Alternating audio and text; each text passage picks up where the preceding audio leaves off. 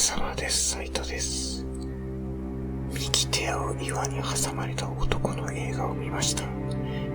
岩を男が登っていくんですけど、くぼみに落ちちゃったんですよね。で、その時に右手が岩に挟まってしまって完全に抜けないんです。大声出しても誰にも見つけてもらえずに、右手は岩に挟まれて立ったままの状態です。でも左手は使いました。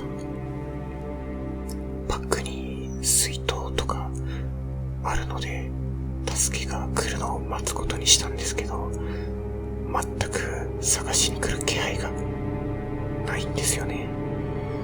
ビデオカメラを自分に向けてメッセージとか残してるんですけど、助かるのか死ぬのか、なんか意識が朦朧として何日も過ぎるんですよね。で、雨が降ってきて体温も奪われて、どうなってしまうのかなって思っていたら、ナイフがあるんですけど、ナイフじゃ岩を削れないんですよね。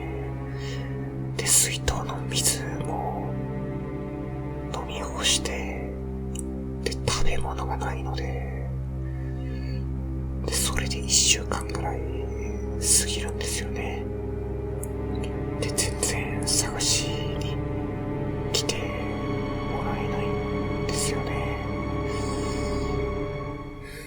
なので、その人は覚悟を決めたんですよね。腕をきつく縛って、で、ナイフを右手首に突き刺すんですよ。もう助かるにはこの右手を切り離すしかないんです。自分で右手を切るんですが、痛みに耐えながら意識を飛ばさないように自分で切るって、もう想像つかないですよね。とんでもないなって思いました。で、それでなんとか自分で右手を引きちぎって、ようやく脱出するんですよね。で、歩道に出て、もう右手から血を流しながら、意識が飛びそうで、ふらふらで歩きながら、ハイキングに来ていた親子と偶然出会うんですよね。まあ、それで助かるっていう話なんですよね。で、この男性なんですけど、家族にどこへ行くのか伝えてなかったんですよね。だから助けに行けなかったんですよね。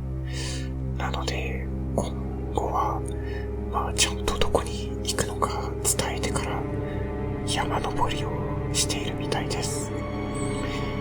で、この人右手失うほどのことをしているのに、まだ山登りをしているのかって思うと、ある意味怖いなと思いました。